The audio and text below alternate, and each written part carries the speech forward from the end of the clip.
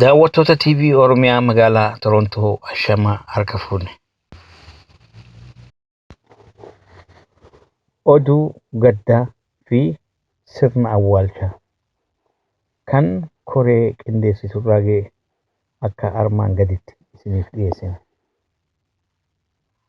Aadde Elizaabeet Gabra Mikaa'el Cirrachoo haati manaa obbo Fiqaaduu Eebbaa fulbana 10 bara 2015 addunyaarraa boqotte. Aadde Elizaabeet Gabra Mikaa'el Cirrachoo bara 1953 haadha ishii aadde Zannabech Ayyalaa fi abbaa ishii Giraazmaach Gabra Mikaa'el Cirrachoo irraa magaalaa Naqamtee Oromiyaatti dhalatte.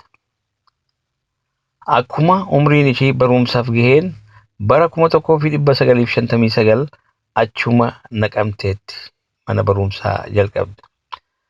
Barumsa sadarkaa tokkoffaa manneen barumsaa Biilaa, Bojjii Coqorsaa fi Najjoo galtee baratte.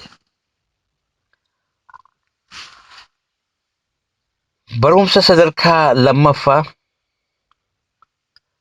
Bible Academy Adaamatti baratte.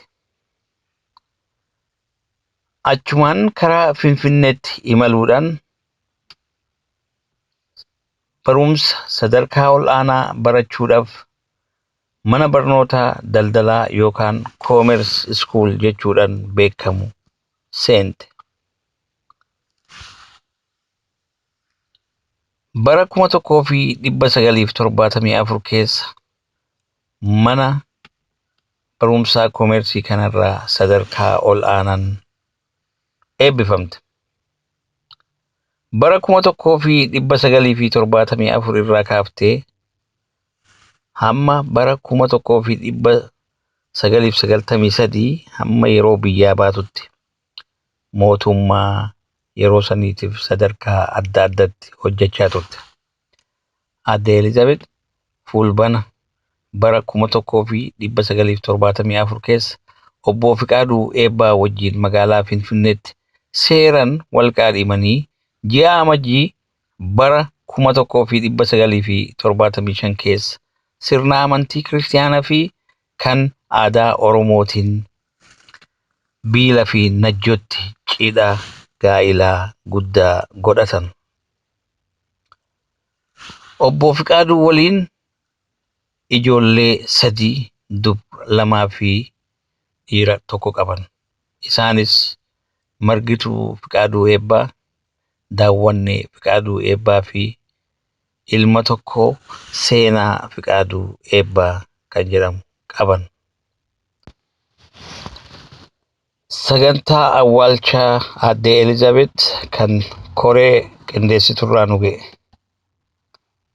Guyyaan awwaalchaa fulbana yookaan Septeembar 13 bara 2015 ta'a. Bakki ilaalchaa ganama sa'a 10tti. Bakki ilaalchaa fi yaadannoo 625 Birchmount Road, Scarborough, North of St. Clair Avenue, Birchmount. Sagantaa gaggeessaa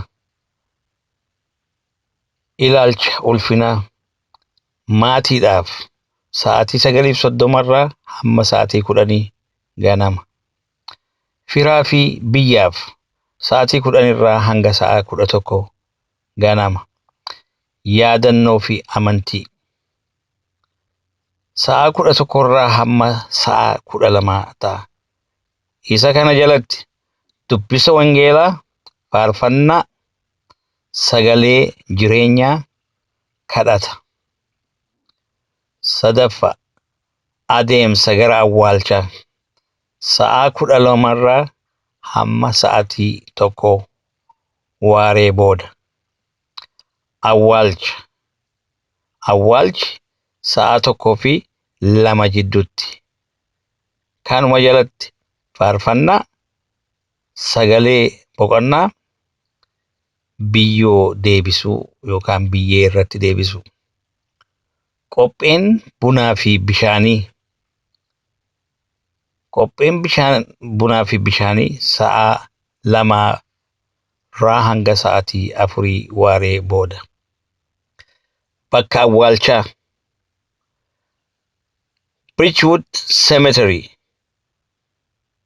7241 Jane Street, north of Steeles Avenue and Jane Street, Van, Ontario. Bakki bunaa fi bishaanii 94A Kenhard Drive, North York, south of Steeles Avenue and Western. Inni kunis waajjira waldaya hawaasa Oromoo. Egaa waan dhaggeeffataniif galatoomaa nagaan jiraadha.